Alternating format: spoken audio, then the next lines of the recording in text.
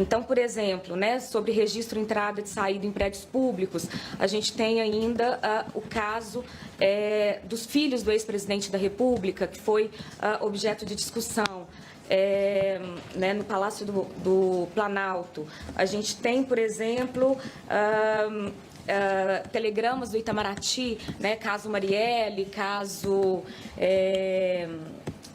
Ronaldinho Gaúcho, caso daquele rapaz no Egito, do médico que foi preso no Egito, não me recordo o nome agora. Nós temos também, por exemplo, gastos com motociatas, pedidos sobre cachê de artistas pagos pela Caixa, por exemplo. Nós temos casos de valores de empréstimos consignados por beneficiários do Auxílio Brasil, então, que é aquela hipótese que a gente traz no enunciado de que informações sobre beneficiários de programas e valores envolvidos nesses programas, em regra, também são públicos. Então, ali naquele momento, a Caixa, então, negou com base no critério competitividade. Nós temos pedidos relacionados a registros de armas de fogo no Brasil. Então, uma discussão se, por exemplo, né, as pessoas permissionárias, né, que têm posse e porte de armas de fogo, se essas informações são informações pessoais. Nós temos pedidos sobre voos, listas de passageiros em voos da FAB, compras públicas envolvendo Exército, envolvendo Forças Armadas. Então, ali também objeto do nosso enunciado de que o argumento segurança nacional não pode ser utilizado de forma geral e abstrata para se negar acesso à informação. Então, eu acho que aqui são uma questão, né, que à época também, no governo anterior, foi objeto aí de muita discussão e pedido de lei de acesso, que está conosco, bloqueio de usuários em perfis de autoridades públicas em redes sociais. Então, se o simples nome das pessoas que foram bloqueadas nessas redes sociais podem ser considerados, né, ali, informação pessoal apta a ser objeto de proteção. Então, acho que em geral aqui já temos alguns bons exemplos para vocês de... Em relação à classificação de 5 anos que já se passaram, seriam casos do governo Temer ainda. Quanto a isso... Não, tem aqui, eu acho, uma lista que a gente fez sobre isso. Quanto a isso, não há dúvida, né? As informações que foram classificadas como segurança do presidente, seus familiares ou de outras autoridades, fim do mandato, né? Pelo motivo de segurança, ele realmente ele cai, ele deixa de fazer sentido. Tá. Tem algumas coisas aqui que a gente levantou, né? Enfim, tem informação do Departamento de Educação e Cultura do Exército, de 2018 a 2020. Tem coisas no Ministério da Saúde, estoque central de medicamentos do Ministério da Saúde, que é uma informação ainda classificada. Agora, André, aqui a gente tem tomado um cuidado, porque nós precisamos, de fato, bater essa base de dados. Tá? Porque tem gente, às vezes você vai num lugar e fala assim, eu não tenho informação, todas as minhas informações classificadas que já passaram o prazo já estão públicas. E aí alguém fala que não está pública. Então, a gente precisa, de fato, aqui a gente está num esforço de tentar organizar, inclusive, essa base de dados e dar coerência para ela, inclusive com algumas sugestões que lá para frente a gente quer fazer sobre uma orientação um pouco mais precisa sobre classificação de documentos. Não é? Porque hoje, quando você classifica um documento, você tem que fundamentar a classificação do documento e, basicamente, o que se faz é se citar o inciso da lei que gera a classificação. Né? Então, sei lá, segurança nacional. Né? E, na verdade, a gente entende que isso é pouco, né? Que você precisa tornar público não só o inciso, como as razões que, de fato, levaram à classificação. Né? É claro que não a ponto de, ao tornar as razões públicas, você tornar o que tem dentro do documento público, senão você não classificou. né? Então, tem ali um limite meio tênue, mas que dá, no nosso entendimento, é completamente factível que se faça, né? E a gente quer caminhar nessa direção, conversando a partir da instalação da CMRI, por exemplo, nesse sentido. Bom dia, é Luciana Verdolim aqui da Jovem Pan. Oi, Luciana. Eu queria tirar uma dúvida. Essas informações que a secretária passou, isso está sob análise, né? Ok. Com relação ao cartão de vacina, eu sei que o senhor não está entrando nesse mérito, mas o senhor acredita que tem diferença entre eu pedir acesso a um cartão de vacina do ex-presidente de uma outra autoridade qualquer? E também tenho uma dúvida com relação ao sigilo de 100 anos. No governo passado, tudo tinha sigilo de 100 anos. Só acha que foi utilizado de forma incorreta? Tem algum problema nessa definição desse período tão grande? Vou começar pelo fim. A nossa avaliação, e quando eu falo aqui nossa, é nossa mesmo, é uma avaliação que foi feita, esse parecer que vocês vão ter acesso do grupo técnico, da comissão técnica, é uma avaliação... Eu não estou vendo você, é ruim falar não vendo a pessoa. É a avaliação do grupo que nós instauramos, da equipe técnica da CGU, de que sim, de que foi feito um uso exacerbado do argumento de dados pessoais para colocar informações sigilosas por 100 anos. Né? Eu reconheço que em situações concretas, muitas vezes, há dúvidas, há questões importantes a serem elucidadas. E que tem impactos importantes, né, do ponto de vista, às vezes, de privacidade, né, enfim, de honra, imagem, intimidade, né, e coisas desse tipo. Eu vou dar um exemplo de situações que aparecem e eu vou problematizar a situação. Tá? Eu vivo problematizando esse tema, a Vânia sabe disso. Questão de porte de armas. Né? O acesso aos nomes das pessoas que têm porte de armas, CACs, por exemplo, tem sido considerado sigiloso com base nesse argumento dos dados pessoais. Né? Eu não estou dizendo aqui que isso tem que ser público. O que eu estou dizendo aqui é que será que o argumento é de dados pessoais? Né? Porque eu entendo que tem uma discussão aqui relacionada... Porque o porte de arma é uma licença que o Estado concede, certo? Para uma pessoa. Assim como a minha carteira de habilitação para dirigir. Né? Então, eventualmente, da perspectiva de dados pessoais, eu não acho que isso seja um dado relacionado à honra ou à intimidade e coisas desse tipo. E pode ser que, por exemplo, nós aqui queiramos saber, quem tem filhos aqui, por exemplo... queira saber os pais da escola dos nossos filhos que têm porte de arma, para eu tomar uma decisão, eventualmente, se eu vou deixar os meus filhos dormirem na casa, porque a gente sabe que acidentes acontecem, certo? Eu acho que é uma informação que, eventualmente, nós, como pais, nem como pais, né? Tios, primos, irmãos, enfim, né? Tudo isso, amigos, faça sentido. De outro lado... existe um argumento que se levanta de segurança pública, de que na medida em que esses dados vêm à tona, essas informações vêm à tona, eventualmente você pode ter situações em que o crime organizado, por exemplo, vai lá e rouba as armas das pessoas, tem gente que tem fuzil, esse tipo de coisa. Então, são duas discussões que, no meu entendimento, é um debate de política pública. Né? E que, se houver razões suficientes para se manter sigiloso, que se mantenha com base neste argumento. Mas eu não entendo que aqui a questão é de dados pessoais. No caso das vacinas, no fim, você tem um pouco essa ponderação também. Né? Em que momento a gente está discutindo isso? Né? A vacinação é uma política pública. Né? Que é, na verdade, a política talvez das mais exitosas do nosso sistema único de saúde, né?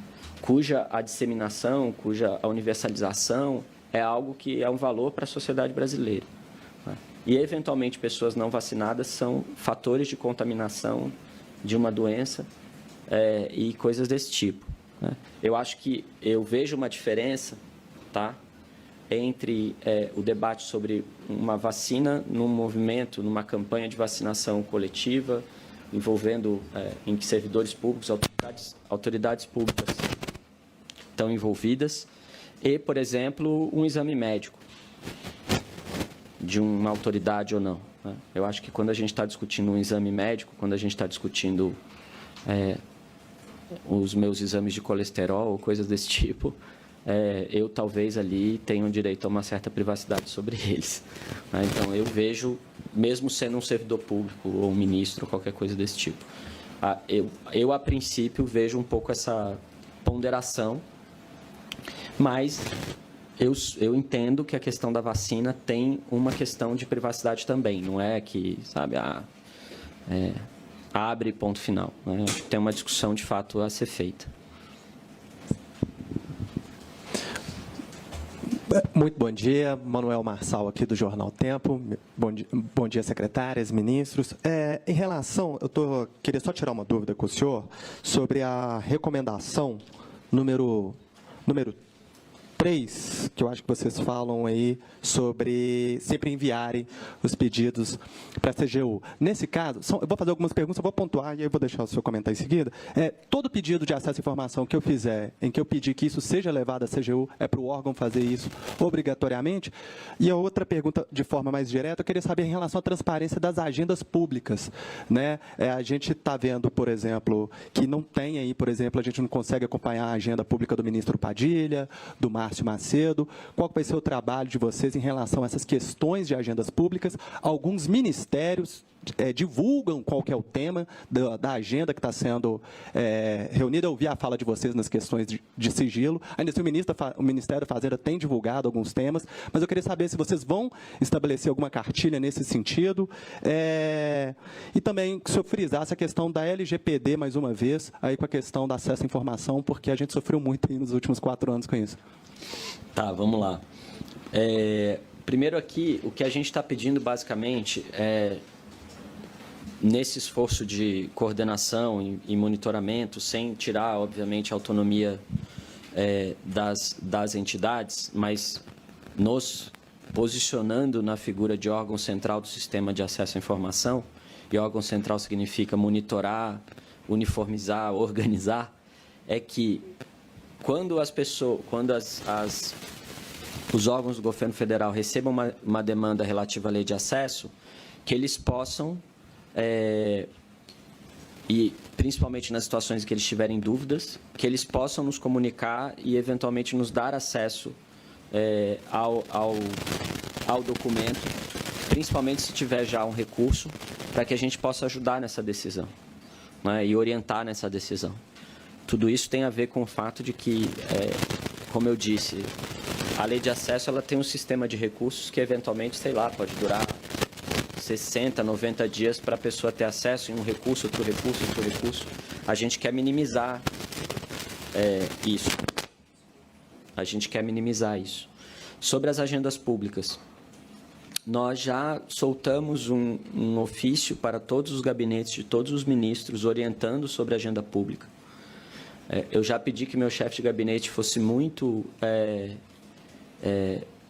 deixa eu usar uma palavra aqui, ostensivo, no sentido de garantir que as agendas públicas fossem respeitadas, né? Enfim, que as agendas dos ministros tivessem, de fato, os compromissos ali previstos. E a gente vai continuar fazendo isso, né? Acho que você deu 2 exemplos aqui que vale a pena a gente olhar com carinho. Pode. Depois pode falar dos 100 anos também, se você quiser. Não, só complementando aqui em relação... Ligou? Ligou. Só complementando aqui em relação às agendas, não estou querendo também aqui, né? Eu acho que já justificar eventuais não disponibilização de informações nas agendas públicas de ministros, mas é importante que se saiba que o governo federal, ainda na gestão passada, isso foi no fim do governo, lançou um novo sistema. Então, esse sistema, inclusive, é aqui da CGU, chamado E-Agendas, e, de fato, muitos ministérios estão tendo dificuldades de operar esse novo sistema. Então, é necessário que a CGU, e a gente já está cuidando disso, né? Tomamos conhecimento desse novo sistema assim que chegamos. Então, já estamos atendendo algumas demandas de ministérios para que realizemos treinamentos. O sistema não é tão facilmente operável, a gente já detectou isso, mas isso está agora, de fato, aqui entre as nossas prioridades para poder treinar agentes públicos, né, secretárias que fazem uso desse sistema. Então, aí também pedindo um pouco de paciência e compreensão, mas eu acho que em breve a gente vai conseguir que isso rode mais facilmente em toda a esplanada. Se eu fizer um pedido de laia, vamos ter que responder. Vamos ter que responder, claro. O pedido de laia a gente sempre responde e cumpre. Em relação aos 100 anos... Pode falar, eu já falei um pouco. Eu não, desculpa que eu não me... Então eu vou. Não, ele perguntou sobre... Para eu falar um pouco sobre essa questão dos 100 anos, né? E da LGPD, né? Vamos lá. A Lei de Acesso à Informação, ela vem antes da LGPD, né? E ela é uma lei que visa garantir princípios constitucionais, né? Isso deriva de um pacto, de uma agenda muito clara de governo aberto, né? Isso deriva de um pacto de transparência pública que nós fizemos. Isso compõe um sistema mais completo de integridade pública. E, como eu disse, a gente entende que o acesso à informação é um valor inegociável na sociedade brasileira e que diz respeito ao cumprimento do Pacto da Constituição de 88, construção de uma república e de uma democracia fortes no Brasil. Quando vem a Lei Geral de Proteção de Dados, ela vem com o intuito, e dentro de um contexto já de surgimento, não só por isso, mas também dentro de um contexto de surgimento de uma economia digital, né? Dentro de um contexto de surgimento de que dados pessoais passam a ser ativos econômicos, né? Tem aquela famosa capa, talvez um pouco exagerada ou não, mas enfim, da The Economist, né? Dizendo que dados são um novo petróleo. E que, nesse contexto, há uma necessidade de proteção da população, dos detentores de dados pessoais, que somos todos nós, né? Não só para a garantia da privacidade e coisas desse tipo, mas para garantia de uma não exploração econômica excessiva de dados pessoais, né? Mas a lei prevê, obviamente, uma série de possibilidades de tratamento dos dados pessoais e de eventual publicização de dados pessoais, né? O consentimento, por exemplo, é apenas uma das possibilidades de publicização de dados pessoais. Tem uma série de outras possibilidades de publicização de dados pessoais, inclusive o interesse público, que é uma noção, obviamente, sempre carente de concretização em situações específicas, né? Que é um conceito amplo, mas é um conceito que é uma noção que existe, né? E que, na análise de casos concretos, demanda essa compatibilização, né? A pergunta da colega anterior foi, inclusive, nesse sentido. Falar, bom, se eu estou falando de uma vacina de uma autoridade, do cartão de vacinação de uma autoridade, de um presidente da República, é diferente de eu estar falando do cartão de vacinação de uma pessoa que não é uma autoridade, da República. São dados pessoais do mesmo jeito.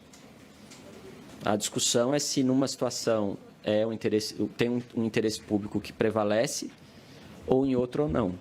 Tanto a LGPD como a Lei de Acesso à Informação falam de interesse público, mencionam especificamente essa expressão.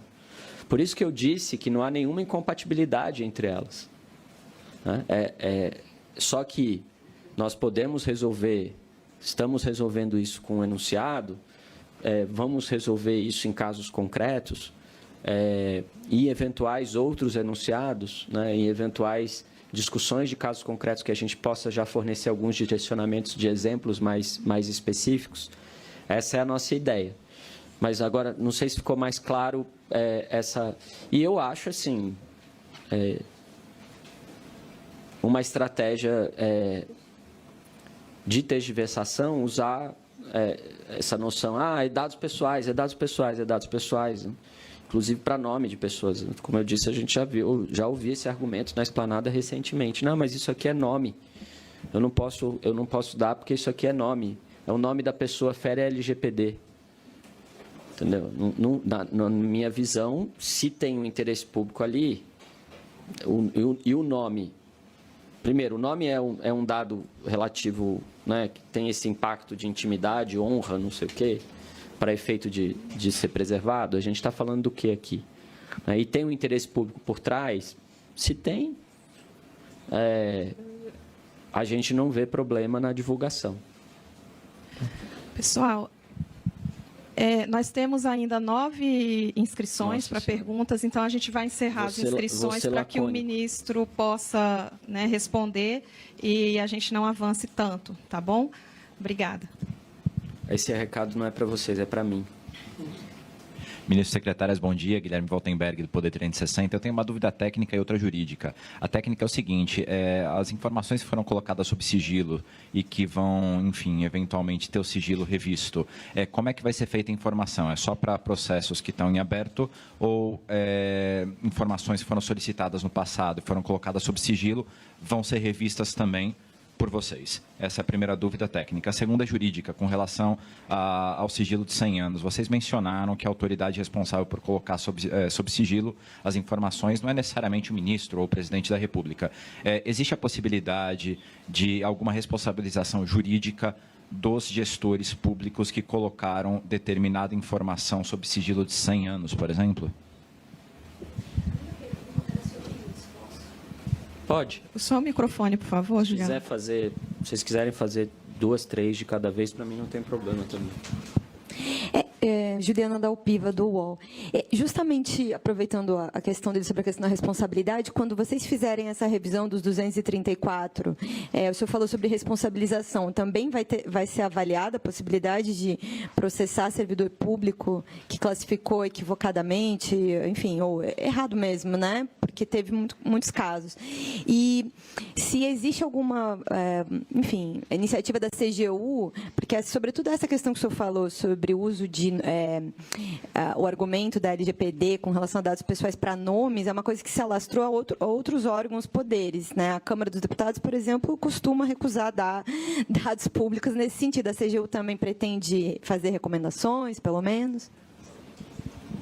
Eu acho que, assim, essa é uma agenda do Estado brasileiro que, obviamente, a gente não tem uma incidência sobre outros poderes, mas a gente espera que essa estratégia de harmonização, ela se dissemine, né? E a gente, inclusive, tem uma orientação aqui nesse sentido. Eu acho que a gente tem que procurar os outros poderes para tentar disseminar isso, fazendo entregamento e coisas desse tipo.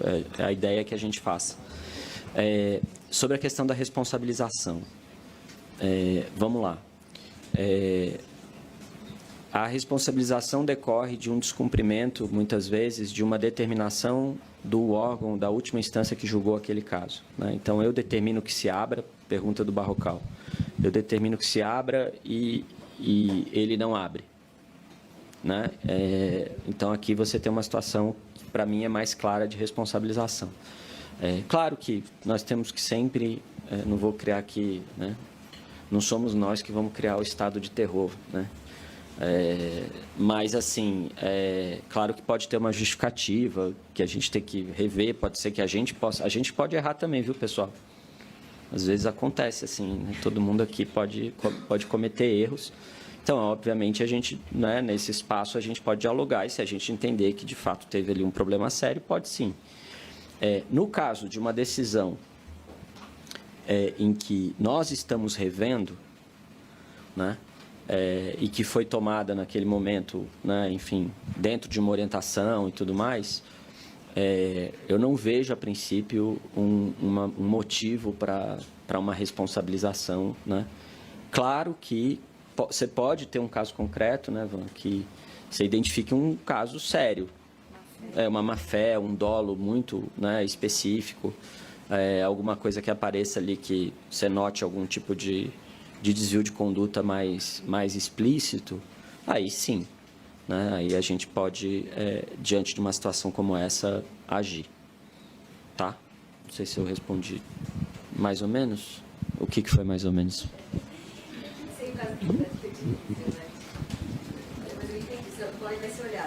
Sim. Oi. Porque, assim, né, se puder... Tá. Não, rapidamente, se puder complementar, na maioria dos casos, gente, que a gente está aqui lidando, não, é difícil, não há que se falar tanto em... por exemplo... não vamos falar sobre o caso concreto, mas muitas vezes o problema é de interpretação equivocada da norma. Então, né, se você tem ali uma visão pró-abertura, então eu acho que o nosso esforço aqui em vários casos está sendo de resgatar o princípio da Lei de Acesso à Informação. Você pode encarar a Lei de Acesso à Informação sob uma visão mais restritiva, né, assim, e aí aquilo que o ministro ressaltou, também, às vezes, priorizando a proteção de dados, né, LGPD, em detrimento do acesso à informação, como você pode encarar a Lei de Acesso à Informação como um direito fundamental, e aí sim você vai ler as situações e os casos concretos num esforço de abertura. Então, eu acho que é importante que vocês percebam que, na maioria das vezes, nós não estaremos diante de casos que a gente possa olhar e falar, olha, isso aqui houve, né, deliberadamente uma má-fé, né, uma decisão, vamos dizer, errada, ilícita, de aplicação da lei, mas sim vamos dizer, uma visão que no nosso entendimento, né, no entendimento pró-abertura, pró-transparência, que nos parece equivocado. Foi? Qual era mesmo? Desculpa. Tá. Dos casos que são colocados, que vão ser revistos e tudo mais. Eu acho que a tendência é a gente seguir o procedimento de responder a pessoa que pediu a informação, certo? E obviamente, depois vira público. Né? É isso. Não, calma. Eu já te passo. Essa pergunta é boa. Porque é o seguinte, tem casos que está para julgamento aqui, tá? Tem casos que estão para julgamento, que nós estamos na terceira instância e que vão ser julgados. São de pedidos feitos agora recentemente, foi negado, chegou para cá como terceira instância. Não é assim, no final do ano vocês começaram a pedir, né? Fala, pô, vai mudar, vamos pedir. Aí, só do caso do Pazuello tem 10 aqui. Aí eu tô olhando para um que pediu. Você pediu do Pazuello? Não, você já tinha pedido. Já. E tem 10 casos aqui, e às vezes repetidos de vários, né? E o que vai acontecer é que a gente tem que julgar esses casos. E tem casos que vão ser revistos, certo? Os casos que vão ser revistos é o que eu mencionei. Teve alguém que pediu lá atrás. Pode ter algum caso que vocês queiram ter acesso e que pode não estar entre esses, né? Casos antigos, casos novos e tal. Então, na dúvida, pede. Né? Pior coisa que pode acontecer já está aqui. Né? E aí o que acontece muitas vezes é que muitas pessoas pedem o mesmo. E aí está em graus distintos. Né? Assim, às vezes você tem o mesmo pedido, tem um que já está aqui, porque foi pedido primeiro pelo jornalista A, e depois o jornalista B pediu, mas está lá ainda na primeira instância. Entendeu? Então, pode acontecer, às vezes, nessa discussão toda, e, enfim, é que o pedido do jornalista B possa ser recusado na primeira instância e o pedido do jornalista A sai a decisão aqui, mas que não é um recurso daquele do jornalista B, diferente da primeira decisão do jornalista B. Entenderam? Então, assim, isso até você ter um processo de uniformização e de consolidação, esse tipo de coisa pode acontecer. Tá, gente? Porque, assim, eu não controlo 302 órgãos de primeira instância. Tá? A gente vai fazer todo um esforço para, como eu disse, organizar isso bem, monitorar e tal, e tentar fazer com que essas contradições não aconteçam. Bom dia, ministro. João Valadares, do Valor Econômico. É só uma dúvida que ficou em relação ao caso Pazuello. Eu queria saber em que pé está, se esse caso está nesse pacote aí dos 234 que estão sendo reavaliados, e também se está, né, em relação ao cartão de vacinação do presidente. O senhor disse, nas próximas semanas isso já está aqui em julgamento. Ele está também nesse... É só essa dúvida. Tá, também nas próximas semanas a gente vai saber. Só isso mesmo. Obrigado.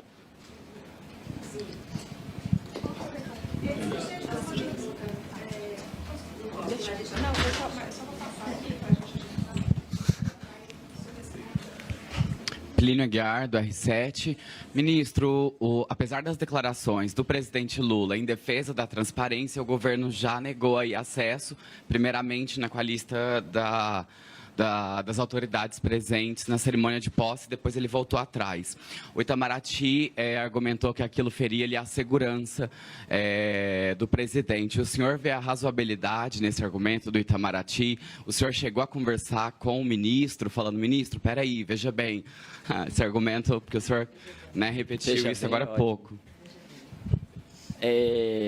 Então, eu acho que esse caso, ele é um caso que revela um pouco essa questão que eu mencionei para vocês, né? Eu falei aqui de uma certa dependência da trajetória e tal, do passado. É um pouco isso, assim. Essa informação, ela foi classificada como reservada, pelo menos essa é a informação que eu tenho, da lista de posse do presidente Bolsonaro. E ficou. Calma, vou chegar lá. E ficou.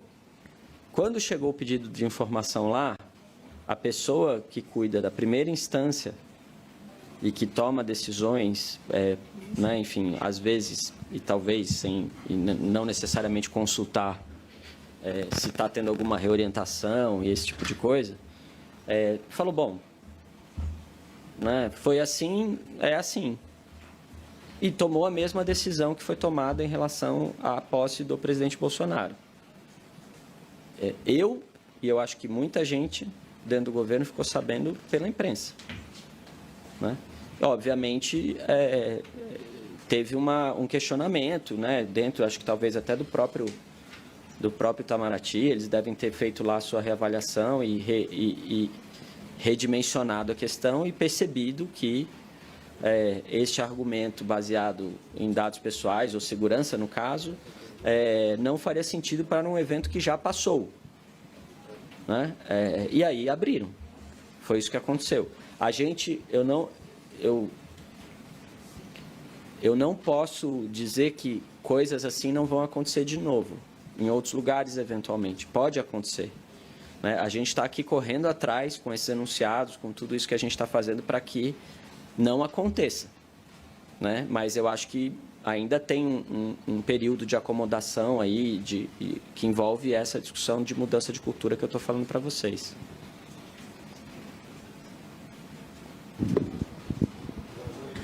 Bom dia. Lúcio Vaz, Gazeta do Povo. Eu queria fazer duas perguntas. Uma é a questão da razoabilidade e a outra uma questão muito clara sobre a lei mesmo, a questão da segurança. São dois casos bem diferentes que a gente tem enfrentado dificuldade. Primeiro, a questão da razoabilidade. Você não consegue dados nas relações exteriores, base de dados. Por quê? Eles querem sempre analisar um caso específico. Isso não é de agora, isso é de 10 anos. Eles querem um caso específico, eles não querem te dar uma base de dados. Mas muitas vezes você precisa trabalhar uma base de dados para, a partir dali, você fazer uma investigação em cima daqueles casos mais interessantes. E o que eu acho que acontece? Eles se baseiam na lei. A lei diz lá a questão da razoabilidade. Então, qual é o problema? É a lei. Não que a lei seja ruim, a lei é ótima, foi das melhores coisas que fizeram em termos de vamos dizer assim, divulgação dos dados públicos em todos os tempos. Agora, ela precisa de ajustes, né? Essa razoabilidade, quem define o que é razoabilidade? Então, eu já pedi assim, olha, eu quero essa informação relativa a 6 mandatos. Não, fere o princípio da razoabilidade. Então, eu quero 1 mandato, fere o princípio. Não, eu quero 6 meses, 3 meses, não adianta. O Itamaraty não responde com base nesse artigo. Então, eu acho que, nesse caso, é necessário uma alteração da lei, para que se explique melhor, se coloque em termos mais práticos. A outra questão também é o artigo 24, parágrafo 2º, da segurança do presidente e seus familiares. Então, os dados ficam fechados durante o mandato, né? A gente vai pegando sempre do mandato anterior, mas a gente quer pegar os dados do mandato atual, evidentemente, né? No ponto de vista jornalístico é mais interessante, embora os dois sejam importantes.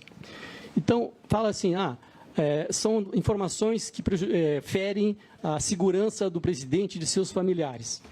Aí, quando abre os cartões corporativos, que é uma coisa muito procurada pela imprensa, inclusive por mim, quando abre, você vai ver assim, o que é que tem de compra?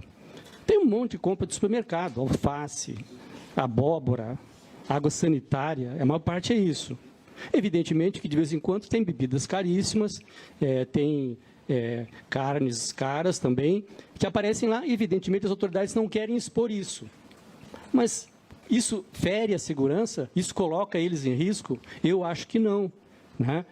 Às vezes assim, alugam carros de luxo, sem necessidade, alugam lanchas para passear com os familiares. Isso, eu acho que tem que ser mostrado. Mas a lei diz, fere a segurança com base no artigo tal, e está pronto, e eles não respondem. Eu acho que essas coisas têm que ser liberadas durante o mandato, porque isso não fere. Até o presidente Lula falou rapidamente sobre isso, disse assim, olha, o que a pessoa compra, o que o presidente compra, tudo bem, pode liberar, mas não pode dizer aonde comprou, porque torna risco, pode envenenar a alimentação. Eu acho meio neurótico, mas vamos lá, é uma possibilidade. Agora, vai guardar isso por 4 anos, né, com a possibilidade até de alguma alteração depois? Então, eu acho que isso tem que ser aberto durante o mandato. Eu acho que depois do dia 8 a gente tem que tomar cuidado com a palavra neurótico aí nesse caso, porque né, tem coisas que nunca se esperava que aconteceriam e acontecem, né? Não, eu acho que todo cuidado tem que ser tomado, né? Mas eu acho que tem algumas coisas que, claramente, quando você abre, você vê que não há como... Evidentemente que viagem, número de seguranças que foram hospedados, tal. Eu acho que essas coisas... Eu vou endereçar o teu ponto. Tá bem. Obrigado, senhor. Não, imagina, eu que agradeço. Assim, tem uma coisa aqui que é, de fato, um ponto que é importante, que eu não tenho como discutir aqui, porque isso não é da minha atribuição, da minha competência, que diz respeito a o que você compra com o cartão de pagamento da presidência, o que você compra de determinadas outras formas. Será que você está usando o cartão de pagamento para coisas que talvez fosse melhor outro tipo de compra e assim por diante? Então, essa é uma discussão. E a outra discussão é essa associação direta entre tudo que é gasto com cartão de pagamento e a segurança do presidente, né? Talvez, resolvendo a primeira questão, ficasse mais fácil resolver a segunda, né? Mas vamos dizer assim, considerando o estado da arte, né, como vinha sendo feito, de fato se coloca tudo como, se utiliza o artigo 24 para colocar tudo ali dentro e dizer, e eu concordo com o que você está dizendo, né? Eu acho que tem gastos que, se de fato tem a ver com a segurança do presidente, da sua família, ou até eventualmente com a segurança nacional, não sei. E tem gastos que não, né? Assim como tem visitas no Palácio que se você der acesso, você pode ter algum impacto na segurança do presidente, no Palácio do Alvorada ou no Palácio do Planalto, e tem visitas que não, que certamente são a maioria, né? Você deixar tudo isso sigiloso e abrir no final do mandato, você vai acabar abrindo coisas que as pessoas vão olhar e falar assim, mas por que isso estava sigiloso? Né? E aí, assim, isso cria um problema que você não precisava ter, né?